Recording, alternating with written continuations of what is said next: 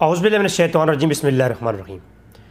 तीसरा सवाल जो था, दो शिया के एतराज़ात के अबू बकर सिद्दीक़ रज़ी अल्लाह तआला अन्हुमा को वो काफ़िर कहते हैं, जो शिया आज के शिया हैं।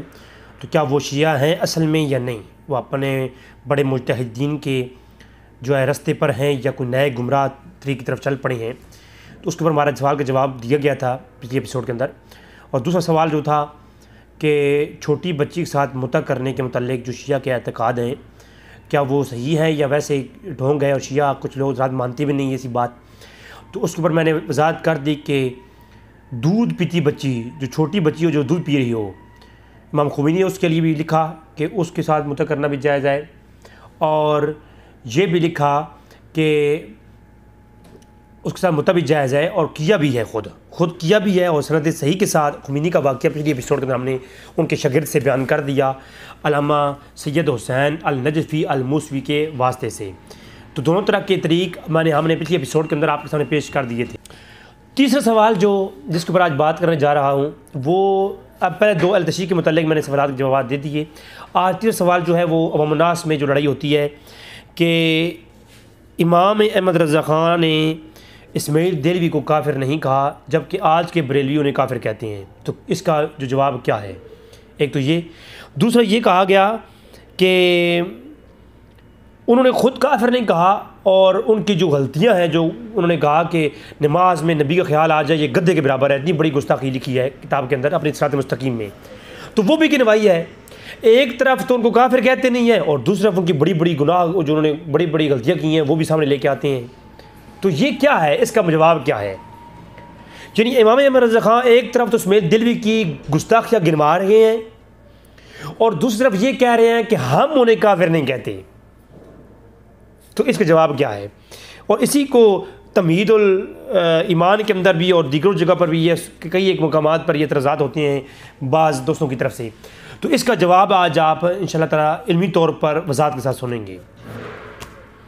देखिए, इमाम अहमद रज़ा ख़ान को जब मैं एक, जैसे कि आप मेरे जानने वाले जानते हैं कि मैं एक वक्त तक मैं इमाम अहमद रज़ा ख़ान और फ़ाज़िल बरेलवी रहमहुल्लाह और उनके जो मानने वाले हज़रात हैं, यानी बरेलवी हज़रात, मैं उनमें नहीं था। और मैं जमात तबलीगी जमात के साथ जाना, उनकी नुसरत करना, और जैसा कि जामिया फ़ारूक़िया के जो लोग हैं, मेरे बहुत सारे अहबाब जानते हैं कि मुझे सबसे पहले इस्लामिक किताबें ला के देने वाले भी देवबंदी थे। मेरी किताब आज ही घर में पाकिस्तान में सबसे पहले जो किताब मेरे घर में आई इस्लामी टॉपिक पर, जो मेरे पास आई, यानी मुझे मेरे पढ़ने के लिए, वो राह सुन्नत के नाम से मौलाना सरदार सफ़दर साहब की, मुझे एक शख्स है हमारे गाँव की, उन्होंने मुझे तोहफ़ा दी थी। उसके बाद फ़ज़ाइल अमाल मुझे गिफ्ट की गई। तो ये दो किताबें सबसे पहले मेरी जो मुताले के अंदर आई, तो वो ये आई थी। तो लिहाजा मेरा तो ताल्लुक़ साबका देवबंदियत के साथ ही है। और मैं इमाम रज़ा ख़ान फ़ाज़िल बरेलवी को जब पढ़ना शुरू किया, तो उनकी सबसे पहले जो मैंने चीज़ पढ़ी, उनका एक उलूम गैबिया के ऊपर रिसाला है, जो मुझे एक भाई ने सेंड किया था, दावत इस्लामी के भाई ने सेंड किया। तो उसको जब मैंने पढ़ा तो जो महसूस हुआ कि वो शख्स, उसकी इल्मी शान क्या है। फिर आला हज़रत को अल्हम्दुलिल्लाह ये पिछले 10 साल से जब मैंने पढ़ना शुरू किया, तो मुझे मालूम हुआ कि हाय हाय हाय, कब्र में इश्क मोहम्मद का दाग लेके चले, अंधेरी रात सुनी थी चिराग लेके चले। जिस मकाम पे जाके इमाम अहमद रज़ा ख़ान फ़ाज़िल बरेलवी बोलते हैं ना, उस मकाम पे हर माई का लाल बोल नहीं सकता। तो खैर, जब मैंने इमाम अहमद रज़ा ख़ान को देखा तो मालूम हुआ कि इमाम अहमद रज़ा ख़ान कोई अंधाधुन, जो लोग आज भी ऐसे दोनों तबकों में ऐसे लोग हैं जो अंधाधुन पैरवी करते हैं अपने आलिम की, अपने मोहल्ले के आलिम की या अपने फेवरेट आलिम की, अगरचे वो गुमराह भी आगे चल के हो जाए। डॉक्टर तैयब साहब के मानने वाले मैंने कसीर देखे जो तासुब पर मबनी गुफ्तगू करते हैं, और आज शिया को फुल सपोर्ट करते हैं, मनाजी जो इतनी भी हैं, तैयब साहब को पर अंधा एतमाद करते हैं। तो ऐसे उलमा पर अंधा एतमाद कर लेना सही नहीं, क्योंकि एक आलिम है, आलिम आगे चल के गुमराह भी हो सकता है। क्या जानी आलिम था, आगे चल के गुमराह हो गया। तो लिहाजा जो आलिम है, ये मुमकिन है कि एक आलिम हो और आगे चल के गुमराह हो जाए, ये मुमकिन में से है। तो लिहाजा आलिम की हर बात पर एक निगाह रखनी चाहिए कि जो वो बात कर रहा है, क्या आया कि वो अक़ायद अहले सुन्नत और उलमाए अहले सुन्नत के मुवाफ़िक है या नहीं। अगर कोई नई बात कर रहा है जो दीन के अंदर इसका कोई ताल्लुक नहीं, तो समझ जाओ कि ये बंदा अपनी पलड़ी से उतर चुका है। बात समझ आ रही है ना। तो जब मैंने इमाम अहमद रज़ा ख़ान को देखा और पढ़ा तो यकीन करें, मैं चैलेंज करता हूँ कि इमाम अहमद रज़ा ख़ान की पाए की इल्मी शख्सियत हिंदुस्तान में मुझे नज़र नहीं आती। हत्ता कि पीर मेरे लिशा साहब उसी दौर में गुजरे हैं, और सुन्नियों के भी और गैर सुन्नियों की सुन्नी भी बड़े बड़े उलमा इमाम अहमद रज़ा ख़ान के दौर में गुजरे, लेकिन मुझे जो है इस पाए का कोई आलिम नज़र नहीं आता। और जिस फ़न से आते हैं ना, हाय हाय, जिस फ़न से इमाम अहमद रज़ा ख़ान बोल गए हैं ना, फिर वहाँ उस मकाम पे आकर दूसरे की जुरत नहीं कि उस मकाम से आके बोल सके। तो खैर वो इमाम रज़ा ख़ान की तारीफ़ात के ऊपर इंशाल्लाह, तारीफ़ के ऊपर ज़रूर मैं इंशाल्लाह एक क्लिप लाऊंगा कि इल्मे अहमद रज़ा ख़ान के ऊपर और अग़यार के ऊपर, और मैं इल्मी गुफ्तगू करूँगा। मैं कोई ये नहीं कि अंधाधुन पैरवी, मैं तो इमाम अहमद रज़ा ख़ान के साथ उलमा का इख्तिलाफ़ के ऊपर मेरे क्लिप है, लेकिन जो है एक असूली तरीके से। लेकिन इमाम अहमद रज़ा ख़ान की इल्मी शख्सियत के ऊपर जब मैं कलाम करूँगा तो मैं बताऊँगा फिर इल्मी फ़न कि अग़यार ने क्या फतवे दिए थे करंसीज़ के मुतल्लिक, जिहाद के मुतल्लिक और दीगर ये जो मामलात सूद के हैं इनके मुतल्लिक। तो वो जो है अग़यार ने दिए थे वो क्या थे, इमाम अहमद रज़ा ख़ान ने दिए वो क्या थे, और आज भी अमल किन के फतवों पे हो रहा है, इमाम अहमद रज़ा ख़ान के फतवों पे हो रहा है या अग़यार के फतवों पे हो रहा है। वो एक लंबी बहस हो जाएगी, फिर उस तरफ पाएंगे कभी फिर। तो इमाम अहमद रज़ा ख़ान जब कोई बात करते हैं तो एक इल्मी बेस पे बात करते हैं। तो आज भी देखते हैं कि इमाम अहमद रज़ा ख़ान ने ये बात की है, क्यों की है। इमाम अहमद रज़ा ख़ान फाज़िल बरेलवी ने जो 4 उलमाए देवबंद की इबारात पेश की और उन पर उलमाए हरमैन ने फतवे दिए कुफर के, तो उन फतवों को जब आ कर के अवाम को सुनाया। यहाँ पर एक और बात बता दूँ, कहते हैं जी अहमद रज़ा ख़ान ने कुफर की फैक्ट्रियाँ चलाई हैं ना, ये कहानी नहीं चलेगी। इमाम अहमद रज़ा ख़ान ने कुफर की फैक्ट्रियाँ नहीं चलाई, कुफर की फैक्ट्रियाँ तो उलमाए हरमैन ने चलाई हैं।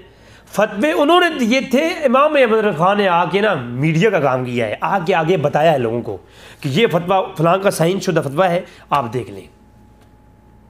और यही अंदाज तो इमाम अहमद रज़ा ख़ान का जो है ना वो दिल ले गया कि आपकी पूरे फतावा रज़िया को मैं उठा कर चैलेंज कर रहा हूँ, मैं एक बात पेश करो इल्मी अक़ायद के हवाले से, जो बात किसी किताबी हवाले से हट के हो। मैंने फतावा रज़िया को बड़ी अमीकाना निगाह से देखा कि इमाम अहमद रज़ा ख़ान जब भी बोलते हैं ना उसके ऊपर दलाइल उनकी पहले ही किताबों में मौजूद है। कभी कोई खुद से बात ले करके नहीं आए कि इस बात में तो इमाम अहमद रज़ा ख़ान ने ज़ाती तहक़ीक़ करके पेश कर दी है। अब उससे इख्तलाफ हो सकता है कि ये इमाम अहमद रज़ा ख़ान का ज़ाती फतवा है, इसके ऊपर इख्तलाफ हो सकता है।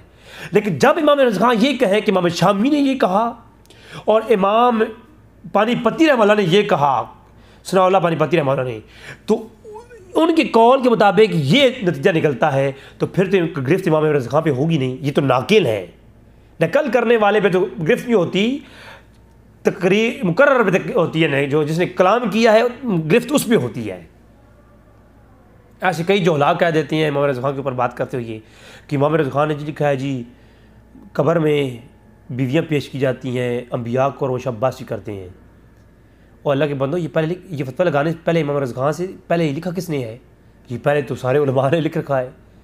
ये जी शैतान नमाज़ पढ़ रहा था, एक परी ने देखा है, ये इमाम रज़ा ख़ान ने मलफूज़ात में लिखा हुआ है जनाब, ये मलफूज़ात में इमाम रज़ा ख़ान ने नहीं लिखा, ये वो पहले इमाम बैकी ने दलाइल नबुव्वा में लिखा है, पहली अहमा की किताबों में मौजूद है। ये जी अल्लाह ने हवा को हुक्म दिया तो हवा ने अल्लाह का हुक्म मानने से इनकार कर दिया। इमाम रज़ा ख़ान ने इतनी बड़ी गुस्ताखी लिख दी, और अल्लाह के बंदो इमाम तिरमिज़ी ने इसको लिखा है अपनी सनद के साथ, अब्बास की सनद के साथ, सनद सही के साथ पेश किया इमाम तिरमिज़ी ने इसको अल-मिलल के अंदर। तो अब मुझे आप बताएं यानी इमाम रज़ा ख़ान जो बात कर रहे हैं पहले लोगों से ला रहे हैं, वो जस्ट एक वो पॉइंट है जहाँ से सैलाब का रुख एक नुक्ते पे आकर के ना सुन्नियत एक नुक्ते पे आगे सिमट जाती है, और फिर अवाम के लिए उससे आगे से उसे चश्मे निकलते हैं। जो एक खुला जो है ना दरिया बह रहा था, वो नुक्ता है इमाम रज़ा ख़ान पे आगे जुड़ा अहले सुन्नत का, और वहाँ से आगे निकल रहा है। अब मैं ये चैलेंज कर रहा हूँ, मैं वहाबियत की दुनिया को चैलेंज कर रहा हूँ, मेरा व्हाट्सएप नंबर मौजूद है। इमाम रज़ा ख़ान के एतक़ाद को एक साथ सामने रखते हैं और वहाबिया के एतकाद, चाहे वो मुक़ल्लिद हों या गैर मुक़ल्लिद हों, उनके एतकाद को एक साइड में रखती हैं। दोनों किताबों को रखने के बाद इनसे पहले उलमा किताबें उठा लेते हैं। मेरा उस मई की लाल को चैलेंज है जिसको लगता है कि उसका खून हलाली है, जिसको लगता है ना कि मैं नुत्फ़े हलाल से पैदा हुआ हूँ, तो उसको मेरा चैलेंज है वो अपनी किताबें अपनी एक साइड पे रखे, इस तरफ इमाम रज़ा ख़ान की किताबें रखे। इनके किताबों के अकीदे मिलाएंगे पहले अम्मा के साथ, जिनको वो भी मानते हैं जिनको हम भी मानते हैं। जिसके अकीदे उनके मुताबिक निकले वो हुए हलाली, और जिनके अकीदे हुए नए और मनगढ़ंत और अपनी इस्तिदलालों के ऊपर गड़े हुए, तो मानना पड़ेगा कि फिर वही खारजी हैं और वही जो है अपनी सनद के अतबार से हरामी हैं। बात सख्त है लेकिन बात है रसवाई की। हाँ, आते हैं जी इस्माइल दिली और सवाल के जवाब की तरफ। बहुत लंबी गुफ्तगू हो गई। देखें, एक होता है, दो चीज़ें हैं। इमाम रज़ा ख़ान ने जब फतवे लिए तो 4 शख्सियात पे फतवे लेने के बाद जब इमाम रज़ा ख़ान से पूछा गया कि इस्माइल दिली के बारे में आपका क्या ख्याल है, तो वो कहता है हमारे नज़दीक वो यज़ीद की जैसा है।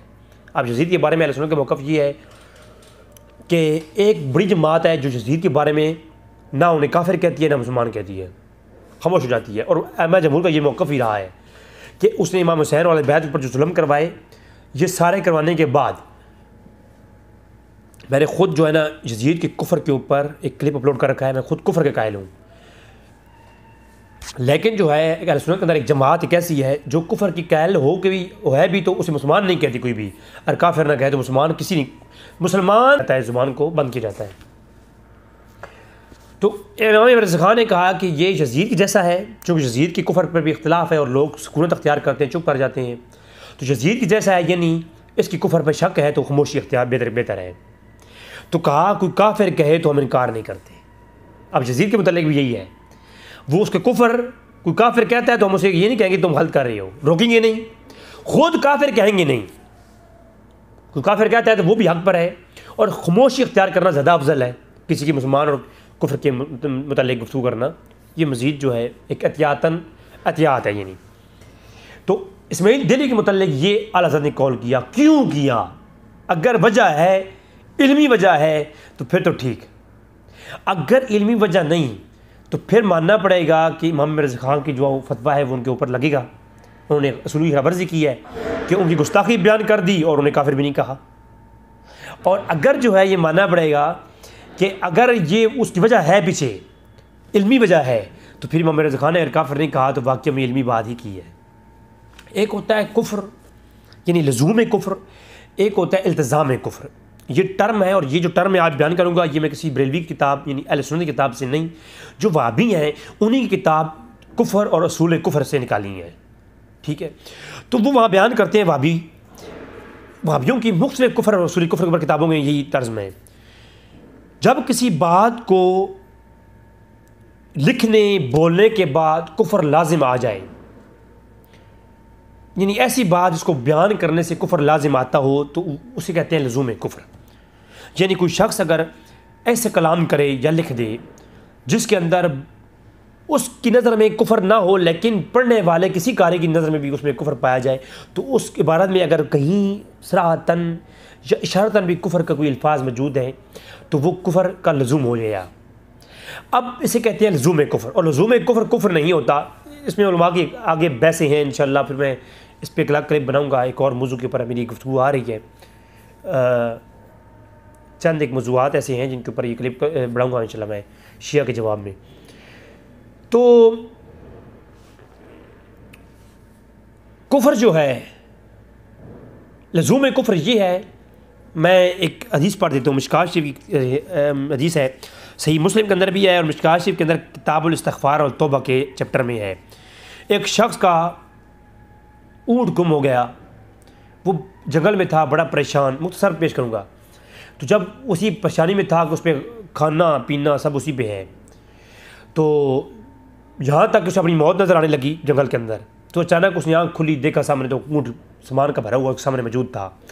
तो वो खुशी के अंदर कहने लगा, और वो खुशी के अंदर जब उसे ऊँट को पाया ना, तो फ़ौरन वो कह उठा, अल्लाहुम्मा अंत अब्दी व अना रब्बुक। मेरे मौला, ऐ मेरे परवरदिगार, तू मेरा बंदा है और मैं तेरा रब हूँ। खुशी में कह दिया। अब उसे होश नहीं था, या उसने लिख दिया ला इल्मी भी ये मामला ला इल्मी भी हो सकता है, या ऐसी हालत में कि खुशी में या ऐसी मामलात में जो, और ख़ास कर ज़बरदस्ती भी कलवाए वाले कलाम के ऊपर भी अल्फाज आते हैं। तो ऐसा जो करे, यानी इसके क्या कहते हैं कि ये लज़ूम इन अल्फाज के ऊपर लज़ूम कुफ्र हो गया। लेकिन जब उसे होश आया तो उसने क्या किया, उस तौबा और इस्तग़फ़ार की कि मैंने कहने का ये मफ़हूम और मतलब नहीं था, ठीक है। उसने एक ऐसी हालत में कहा, तो उसने ये गलबा हाल की वजह से ये लफ्ज़ कहे जो है कुफ्र है, जो क्या है हकीकतन वो कुफ्र है, उन अल्फाज से कुफ्र लाजिम आता है। और जब उसे होश आया कि ये मैंने ऐसे लफ्ज़ कह दिए, फ़ौरन इस्तग़फ़ार की। इस्तग़फ़ार अगर ना करता तो जब उसे होश आ गया था कि ये अल्फाज उसे उसके इल्म में आ चुका कि ये अल्फाज कुफ्रियाँ हैं, तो ये इल्तिज़ाम कुफ्र हो जाता। कुफ्र ये है, यानी लज़ूम कुफ्र ये है कि ये जिन हाँ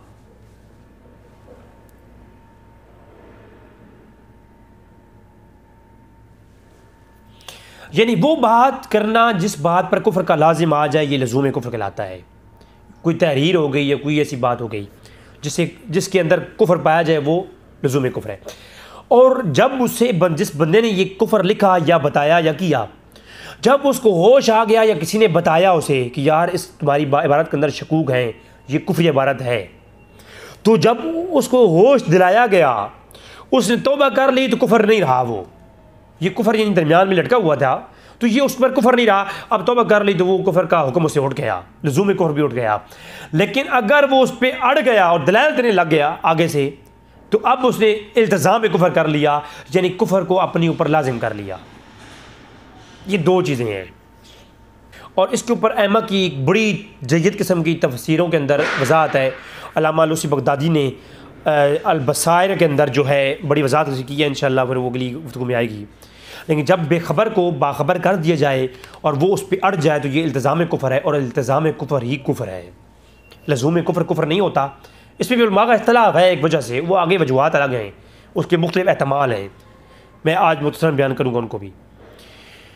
अब जो है इल्तिज़ाम कुफ्र के मुतल्लिक, जब कुफ्र किसी ने अपने ऊपर लाजिम कर लिया, तो अब वो उसकी मुख्तलिफ एहतमाल हैं। यानी उलमाए देवबंद ये लिखते हैं या उलमाए वहाबिया ये लिखते हैं, एक एहतमाल फिल कलाम होता है।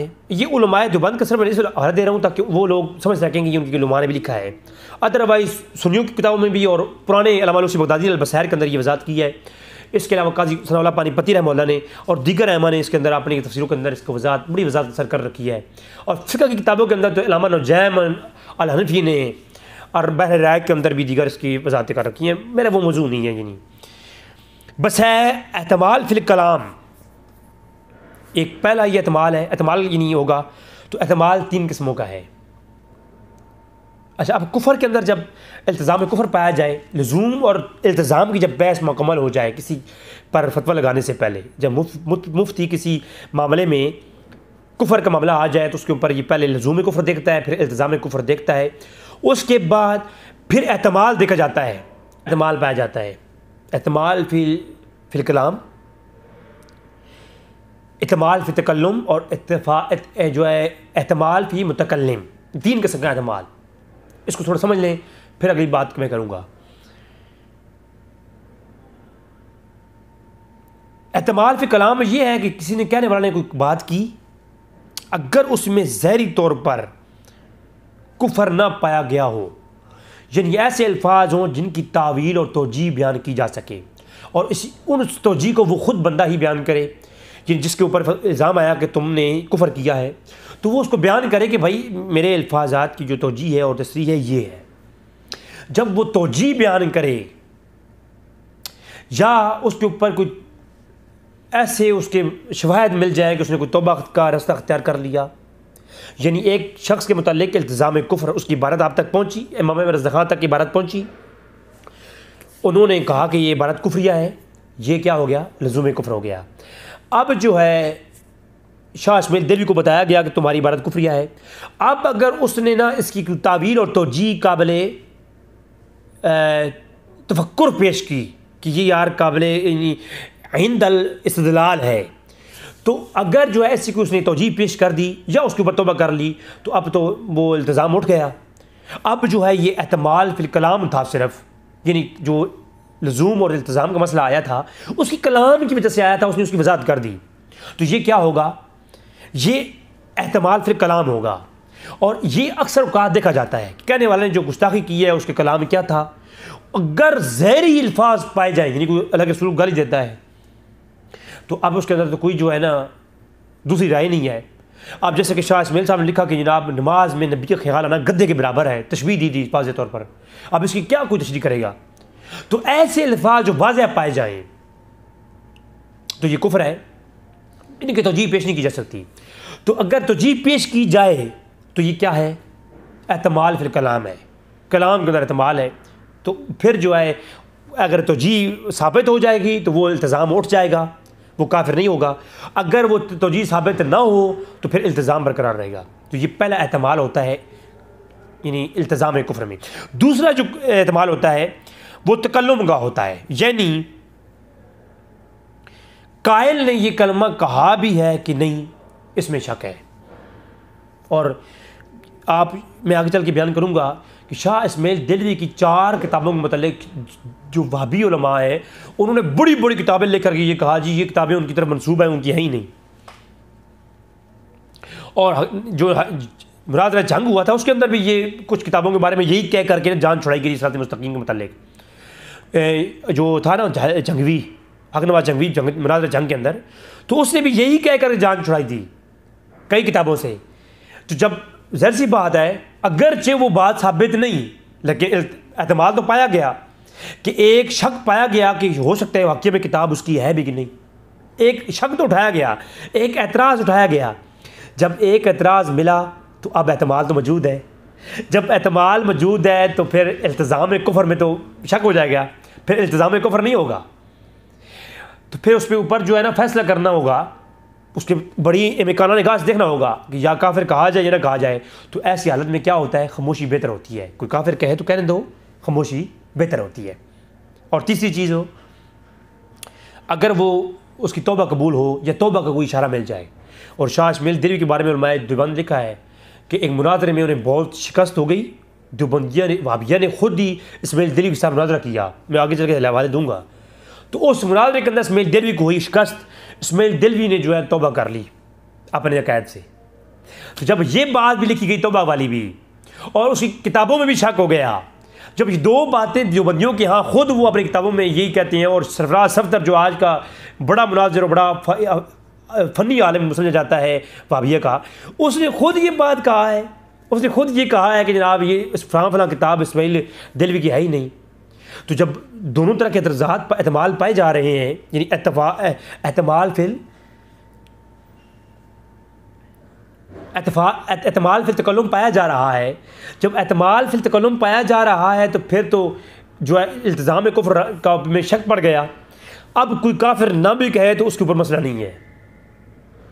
तो आला हज़रत जो है अल्हम्दुलिल्लाह वो आलिम थे, वो गुफ्तगू को इल्म को देख के वो चेहरे देख करके या कुतासों में आके फतवे नहीं देते थे, वो मसले की नौयत देख करके फतवा देते थे। और मुफ्ती वही होता है चेहरे ना देख के फतवा दे कि जनाब अब ये बड़ेरे साहब आए हैं तो इनके ये सूद जो है लाल लिख देंगे। अब बड़े जो है MNA साहब हैं, अब गरीब आ गया है तो 500 रुपये का फतवा दूंगा, तो अब इसमें तो बड़ी सख्ती है भाई, ये सूद तुम्हारे लिए आराम है। तो ऐसा नहीं है, चेहरे देख कर नहीं फतवे देने, नोयत देख के मसले की फतवे दी जाती हैं। तो ये जो है एहतमाल फिर खिलाफ था। अब जो अहले हदीस के ऊपर जो ये एतराज़ होता है ना, जहलाना एतराज़,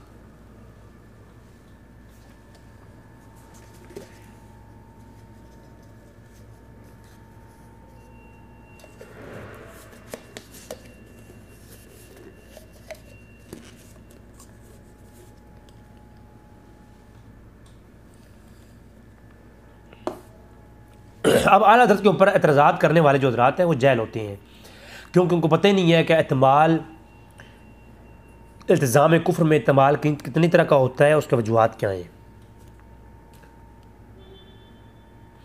अब इस्माइल दिलवी की इबारात पर लज़ूम कुफ्र तो आता ही आता है, चाहे वो भाइयों वाली इबारत जो लिखी कि अल्लाह के नबी की तौज़ीम इतनी है जो बड़े भाई की होती है, चाहे उसने जो तक़वियतुल ईमान, सिरात मुस्तकीम और दीगर किताबें जो, और ख़ास कर उसने जो इज़ाउल हक़ के अंदर अल्लाह का जिस्म मानने की अक़ीदे को जो है ना मानने के अक़ीदे को जिस्म से पाक समझने को बिदअत लिखा है, तो ये सारे कुफ्र हैं।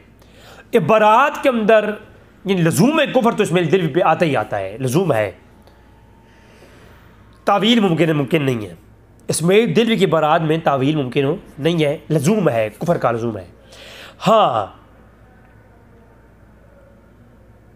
और मुनाज़रा जंग के अंदर भी जो हक नवाज जंगवी था, जिसने ये पहले दावा किया था कि अगर मुनाज़रा में हार गया तो मैं कुतिया का बच्चा हूँ, मैं क्या हूँ, कुतिया का बच्चा हूँ। मुनाज़रा जंग अब भी मौजूद है, और ये वो मुनाज़रा है जो हुकूमत ने करवाया था। दोनों तरफ से सिक्योरिटी एहलकार मौजूद थे।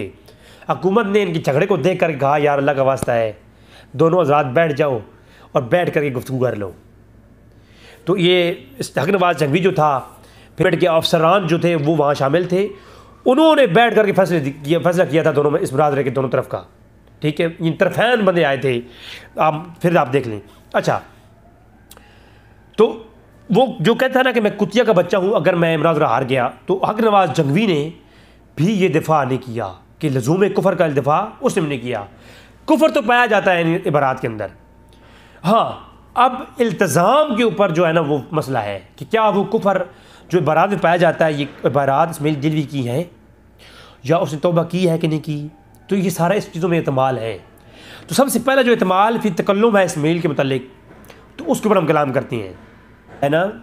उसके मुतल्लिक आप देखते हैं कि क्या ये एहतमाल फिल कलाम और एहतमाल फिल तकल्लुम और मुतकल्लिम, ये एहतमाल की जो 3 किस्में हैं, क्या इनके तहत इसमाइल दिलवी के ऊपर फतवा लगाना जायज़ बनता है या नहीं, या इसके बारे में क्या इल्मी तहकीकात क्या कहेंगी। यकीनन आप ख़ुद देखेंगे इसमाइल दिलवी की जो किताबें हैं उनके अंदर जो गुस्ताखियाँ पाई जाती हैं वो साबित शुदा है, इन इबारात में गुस्ताखियाँ हैं। लिहाजा एहतमाल फिल कलाम जो है ना, इसमें कोई तवील मुमकिन नहीं है। लज़ूम कुफ़र इसमाइल दिलवी पे आता है। जो एहतमाल की पहली किस्म है एहतमाल फिल कलाम, ये इसके मुताबिक लज़ूम कुफ़र जो है वो साबित होता है इसमाइल दिलवी पर। लिहाजा इस पर तो दूसरी राय नहीं है। अब दूसरा टर्म आती है एहतमाल फिल तकल्लुम के ऊपर। अब एहतमाल फिल तकल्लुम जो है इसके ऊपर हम ये बात करते हैं, तो बाज़ उलमा देवबंद ये कहते हैं तकल्लुम के मुतल्लिक ये है इसमाइल दिलवी के मुतल्लिक कि इनके बारे में बाज़ उलमा देवबंद ने ये लिखा, जैसे कि हुसैन अहमद मदनी और हक नवाज जंगवी का जो यही मौक़िफ़ है। हक नवाज जंगवी ने भी ये जो है मुनाज़रा जंग के अंदर कहा, और हुसैन अहमद मदनी ने भी ये कॉल किया। मकतूबात तफसीरुल कवाम के अंदर देवबंद का मुतफ़क़ाना ये लिखा हुआ है कि तक़वियतुल ईमान इसमाइल दिलवी की किताब नहीं है। अब लज़ूम कुफ़र पहला जो एहतमाल फिल कलाम है उसके मुताबिक लज़ूम कुफ़र साबित हो गया, इबारात में कुफ़र है, तवील मुमकिन नहीं। अब दूसरा क्या है एहतमाल फिल तकल्लुम, कलाम के मुतल्लिक। तो कहा जी जो ये कलाम है ना लिखा हुआ, ये इसमाइल दिलवी की जो किताबें इनमें शक है। हवाले आ गए कि वो ख़ुद ये कह रहे हैं कि हमारे आलिम की ये किताब नहीं है, हालांकि वो किताब है अशरफ थानी साहब की अरवाह सलासा। उसके अंदर तो वो इसमाइल दिलवी साहब ख़ुद किताब लेकर आए और आ करके अपने उस्तादों को पेश की। उस्तादों ने कहा कि ये क्या तुमने कर दिया, इसके अंदर तो बहुत सख्त बातें लिख दी हैं जो है। तो उन्होंने कहा यार क्या करूं, बस लिख दिए हैं, आखिर अवाम में शोर मचेगा, शोर मचता है तो मचता रहे। फिर उसी किताब में लिखा है जी कि मुनाज़रा भी हुआ था उनका आपस में, इसी किताब के मुतल्लिक़ उनके उलमा ने उनसे मुनाज़रे किए हैं। तो किताब तो उन्हीं की है, लेकिन क्योंकि बाज़ उलमा देवबंद ये एतराज़ करते हैं, तो बाज़ जी बवैला भी करते हैं, तो लिहाजा जब इख्तलाफ पाया गया, बाज़ उलमा देवबंद ने लिखा कि किताब तो उन्हीं की है, वो ख़ुद किताब लेकर आए और किताब उन्हीं की है, और बाज़ कहते हैं जी नहीं किताब उनकी नहीं है। तो इसमें इख्तलाफ हो गया। जब इख्तलाफ हो गया तो बहरहाल एहतमाल तो मौजूद है ना। जब एहतमाल पाया गया तो अब ये एहतमाल फिल तकल्लुम है। जब एहतमाल फिल तकल्लुम ज़र्रा बराबर भी पाया जाए तो फिर जो है उस पर फतवा कुफ़र देने से लोग इज्तनाब करते हैं। और ये मकतूबात तफसीरुल कवाम के अंदर वर्ज़ लफ्ज़ों में ये कॉल मौजूद है हुसैन अहमद मदनी का भी, हक नवाज जंगवी। और फिर अहमद रज़ा बजनूरी देवबंद का बहुत बड़ा आलिम गुजरा, अनवारुल बारी शरह बुखारी लिखी, उसके अंदर भी उसने यही कहा कि तक़वियतुल ईमान शाह इसमाइल की किताब नहीं है, इनकार किया। एहतमाल तो मौजूद है। अब अगले अबुल हसन फ़ारूकी बहुत बड़ा राइटर है इनके यहाँ, बहुत बड़ा राइटर है। उसने कहा इस्माइल साहब की तक़वियतुल ईमान, उसने किताब लिखी इस्माइल और तक़वियतुल ईमान। ये अबुल हसन फ़ारूकी किताब है, नेट से मिल जाएगी PDF। इस्माइल और तक़वियतुल ईमान, इस्माइल दिरवी और तक़वियतुल ईमान। और उसमें लिखा सिरात मुस्तकीम, उसमें लिखता है अबुल हसन फ़ारूकी, सिरात मुस्तकीम, तक़वियतुल ईमान, तनवीरुल ऐन, इज़ाउल हक़ इस्माइल दिरवी की किताब नहीं है। सब का ही इनकार कर दिया। तो है बहरहाल, अगर झूठ भी बोला है उसने, एहतमाल तो है ना, फ़नी तौर पर एहतमाल है। जब एहतमाल पाया जाए तो इल्तिज़ाम कुफ़र उठ जाता है या उसके ऊपर सुकूनत अख्तियार की जाती है, एहतियात बरती जाती है। ठीक है, कुफ़र का अगरचे ये जितने भी कौल हैं ये बड़े ही ज़ईफ़ शाज़ किस्म के हैं और अक्सर उलमाए देवबंद के कौल के भी ख़िलाफ़ हैं। उलमाए देवबंद ने जो बड़े मोतबर जाज़िम किस्म के उलमाए देवबंद हैं वो इसका इनकार नहीं करते। वो उलमाए वहाबिया ये नहीं कहते कि ये किताबें उसमें दिरवी की नहीं है, वो मानते हैं इन किताबों को और आज पढ़ाते भी हैं, पढ़ते भी हैं। जब अब्दुल रशीद गोई से पूछा गया इस्माइल दिरवी के मुतालिक, तो गाजियों की किताब तक़वियतुल ईमान का पढ़ना ऐन ईमान है, उसमें कुरान और हदीस है। वो क्या है? तक़वियतुल ईमान का पढ़ना क्या है? ऐन ईमान है, फ़तावा रशीदिया के अंदर मौजूद है, उसकी तारीफ़ मौजूद है तक़वियतुल ईमान की, और इस्माइल दिरवी किताब को माना भी है। ये लोग इनकार करते हैं। बड़ा इख्तलाफ तो है ना, जब इख्तलाफ दो कौल पाए गए तो अब एहतमाल तो पाया गया।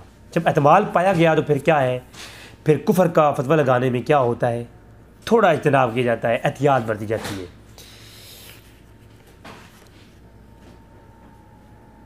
इल्तिज़ाम है और इमाम अहमद रज़ा ख़ान फ़ाज़िल बिलवी का जो मौक़िफ़ है वो बिल्कुल वाज़ह हो गया, जी दूसरे एहतमाल के अंदर ही वाज़ह हो गया कि उन्होंने ये कहा कि वो यज़ीद की तरह है। कोई काफिर कहता है तो कहे, हम नहीं कहेंगे क्योंकि हमारी नज़र में ये चीज़ें हैं, तो इसलिए अब जो है एहतमाल फिर मुतकल्लिम, जो तीसरी किस्म है एहतमाल की। अव्वल इसकी इस एहतमाल के अंदर दो तरह से यानी सोचा जा सकता है पॉजिटिव तरीके से। इस्माइल दिरवी को कुफर के फतवे से बचाने के लिए दो तरीके हैं जिनसे हम सोच के उसे बचा सकते हैं। पहला तो ये है कि शायद इस्माइल दिरवी साहब को अपनी इन कुफरी बारात की खबर ही नहीं हुई और उनकी तरफ तवज्जो नहीं हुई। अकली तौर पर यह पहला एहतमाल पाया जा सकता है कि शाह इस्माइल दिरवी की अपनी ही किताबों की कुफरी बारात पर नज़र ही ना गई हो, उनकी इल्म ही ना आया हो कि ये जो बारात मैंने लिखी हैं ये कुफरियाँ हैं। एक अकल ये कहती है, मुमकिन है उन्होंने लिख दिया, उनकी तवज्जो में ये बात ना आई कि ये अल्फाज कुफरियाँ हैं या ये बारात कुफरियाँ हैं। इतनी बड़ी बड़ी बारात लिखने के बाद भी एक मुमकिन है, मुमकिनात में से है। अगरचे ये ऐसा हुआ नहीं है तो ख़ुद मानते भी हैं और किताबों में मौजूद है कि किताब उन्हीं की है और गुस्ताखियाँ भी हैं, लेकिन उनको उसी दौर के अंदर उनके साथ मुनाज़रे भी हुए थे। मुनाज़रा पेशावरी हुआ था, उनके अपने उलमा की मबैन मुनाज़रे हुए इस तक़वियतुल ईमान के ऊपर भी और दीगर किताबों के ऊपर भी और अक़ायद इस्माइल के ऊपर भी उनके अपने उलमा ने उसे मुनाज़रे किए हैं, किताबों में मौजूद है। लेकिन अगर सब कुछ मान लिया जाए कि उनको खबर नहीं हुई तो ये वाक़ई में एक एहतमाल तो मौजूद है अकली तौर पर। चीज़ ये है कि उनको मालूम हो गया हो कि ये बारात कुफरियाँ हैं और उन्होंने उस पर तौबा कर ली हो, रजू कर लिया हो। तो पहला एहतमाल जो था अकली तौर पर कि शायद उनको इल्म ही ना हुआ हो, ये भी मुमकिन है। और दूसरा ये भी मुमकिन है कि उन्होंने तौबा की हो। अब इसके ऊपर हवाला सुनिए, तौबा के ऊपर ये है अफ़कार और सियासात उलमाए देवबंद, किताब का नाम अफ़कार और सियासात उलमाए देवबंद। इसके अंदर मौजूद है कि शरीफ नूरी साहब ने हिदायत सालीन का जो हाशिया लिखा है तक़रीरुल हक़, जो कुतुबुद्दीन दिरवी साहब ने भी उसको लिखा, तो उसके हाशिए में वो लिखा कि मुनाज़रा पेशावरी में जब इस्माइल दिरवी साहब को बड़ी शिकस्त हो गई, इस्माइल दिरवी साहब को मुनाज़रा पेशावरी के अंदर बहुत बुरी तरह शिकस्त हुई, उनके पास तौबा के अलावा कोई चारा ही नहीं रहा अपने अकीदों पर, तो लिहाजा उन्होंने ऐलान तौबा का ऐलान कर दिया। इसका इनकार भी किया है जो है ना अब्दुल रशीद गोई साहब ने इस बात का कि उन्होंने तौबा से तौबा किया है या रजू किया है कि इस्माइल दिरवी साहब ने कोई रजू किया था, तो अब्दुल रशीद गोई कहता है कि उन्होंने कोई रजू नहीं किया था, रजू वाली करने वाली बात ही कोई नहीं थी। लेकिन जो है अगरचे ये कौल मौजूद है उलमा देवबंद किताबों में कि मुनाज़ा पेशावरी के बाद इस्माइल दिलवी ने तौबा की है, रजू किया है। तो ये बात भी घूमते घूमते आमिर रज़ा ख़ान तक पहुँची होगी कि इस्माइल दिलवी ने तौबा कर ली है। तो अब इंटरनेट तो था नहीं, या इस्माइल दिलवी साहब को कॉल करते कि जनाब आपने तौबा की है, तो वो कह देते जनाब मैंने तौबा की है, या वीडियो बना देते। तो आमिर रज़ा ख़ान ऐलान कर देता कि ये नहीं यार, ये काफिर नहीं है। बल्कि इमाम आमिर रज़ा ख़ान तक कोई ख़त पहुँचा होगा, उस वक्त ख़तों का दौर था, या कोई अफवाह पहुँची होगी, तो एहतियातन कह दिया कि हम तक तो ये अब बात पहुँच चुकी है, एहतमाल पहुँच चुका है कि शायद उनको इल्म ना हो या उन तक इन्होंने तौबा की है। तो लिहाजा अब जो है ये एहतमाल पाया गया तौबा वाला, जो कि अहले सुन्नत की किताबों में मौजूद है और वहाबियों की किताबों में मौजूद है, तौबा का एहतमाल भी। तो लिहाजा अब इसके ऊपर इल्तिज़ाम कुफ़र के ये काफ़ी है। तो एहतमाल इल्तिज़ाम कुफ़र ये पाया गया, लिहाजा क्या है, फतवा कुफ़र देने से इज्तिनाब करेंगे। तो इमाम आमिर रज़ा ख़ान ने जो इस्माइल दिलवी की बारात को लिखा भी है, लोगों को बताया भी है कि ये गुमराह अक़ीदे हैं वहाबियों के, इस्माइल दिलवी के मानने वालों के और डिफेंड करने वालों की। तो लिहाजा ये क्या है, ये काफिर हैं। और इस्माइल दिलवी को हम काफिर नहीं कहते, उनके बारे में ये एहतमाल पाए जाते हैं कि उन्होंने तौबा भी की है और उनकी शायद उनको इसकी तरह इल्म भी ना हो, या ये भी मुमकिन है कि ये किताबें उलमा देवबंद कहते हैं उनकी है ही नहीं। तो लिहाजा एहतमाल पाया जाता है तो हम एहतियात करती हैं। कोई काफिर कहता है उसे कहने दें। अब अगली बात देवबंदियों के लिए, वो किताबों का डिफेंड इस्माइल दिलवी को तो के बारे में तो शकूक में है, लेकिन तुम्हारे पास ये किताबें आज भी हैं। अगर इन किताबों को आप ऐन मानते हैं और इन्हीं किताबों की ये बारात का डिफेंड भी करेंगे आप, तो फिर आपके लिए इल्तिज़ाम नहीं पाया जाएगा। आप तौबा करेंगे तो ठीक है, वरना आप भी काफिर हैं। जिसने ये लिखा कि हुज़ूर का नमाज में ख्याल आए, ये गद्दे के बराबर है, नऊज़ बिल्लाह। हाय हाय, इकबाल से पूछो, अज़ां अज़ल से तेरे इश्क का तराना बनी, नमाज तेरी दीद का एक बहाना बनी। वाह इकबाल वाह। तो अदाए दीद सरापा नमाज थी तेरी, हाय हाय हाय, तुझी को देखते रहना नमाज थी मेरी। तो इकबाल ने जो है ना कहा कि नबी तुझे देखना तो हमारी नमाज है, लेकिन मज़ा ये है कि उन्होंने लिखा कि ये नमाज में नबी का ख्याल आए तो ये ताज़ीम की तरफ ले जाता है और गधे गधे के ख्याल से भी बदतर है, नऊज़ बिल्लाह। तो अब ये किताबें जो आप वहाबी आज मानते भी हैं, इनका डिफेंड करते हैं, तो ये तो पक्के काफिर हैं, ऐसी गुस्ताखियों का डिफेंड कर रही हैं। इस्माइल दिलवी को तो हम काफिर उसके ऊपर सकूत अख्तियार कर लेते हैं, इसलिए कि चलो उसके बारे में तो कुछ बातें मौजूद हैं, तुम्हारे बारे में तो कुछ मौजूद नहीं है, तुम्हारे सामने तो ये किताबें हैं। दुआ है कि रब तआला हमें समझने की तौफीक अता फरमाए। व मा अलैना इल्लल बलागुल मुबीन।